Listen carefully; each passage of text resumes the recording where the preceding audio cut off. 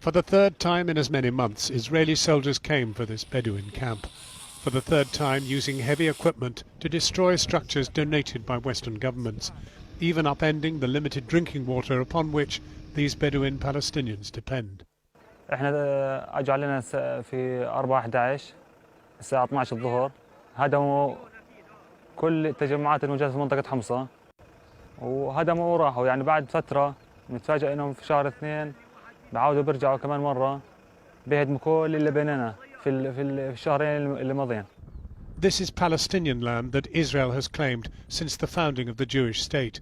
Time and time again, these people have had somehow to rescue their few possessions and attempt to rebuild their homes. Their Bedouin lives do not easily fit with present-day geopolitical disputes about territory. And now the international community is involved. The European Union and the United Kingdom supplied the Bedouins with new tents after the Israeli attack in November. The labels are clearly seen in last week's wreckage. On Friday, James Cleverly, the Foreign Office Minister, called upon Israel to stop these demolitions, a signal that the international community is beginning to sustain pressure on the Israeli government. Most active in caring for these people is the Norwegian Council for Refugees, supported by 11 European nations. I wish they could be more forceful. What I hope is that these 11 countries would now say to Israel, this is not to behave even as an occupying power. You have a responsibility to protect civilians, not bulldoze the homes of children. Once again, the wreckage of domestic life litters the landscape. The world looks on, shocked, but apparently incapable of preventing it. Earlier, I spoke to Ohad Zemet, spokesman for the Israeli embassy in London.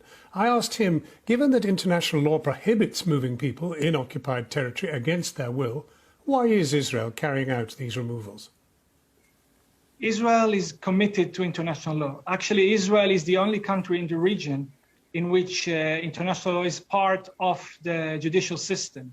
This case was debated for 10 years within the Israeli judicial system, and after offers and compromises were tried and they were rejected. So after 10 years of debate, the decision was taken to enforce. I have to say that according to the Oslo Agreement, the zoning and planning in the area is under the jurisdiction of Israel.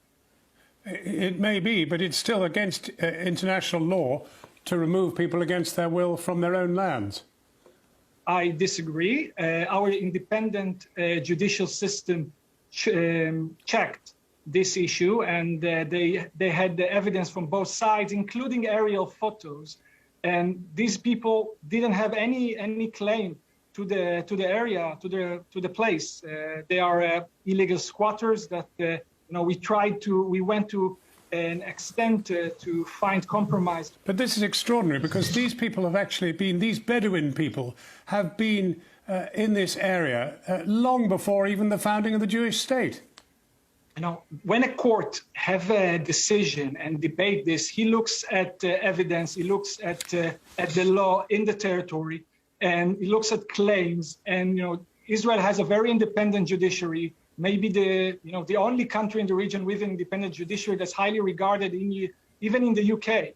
And and the court decided that they didn't have a legal claim, so it's up to the courts.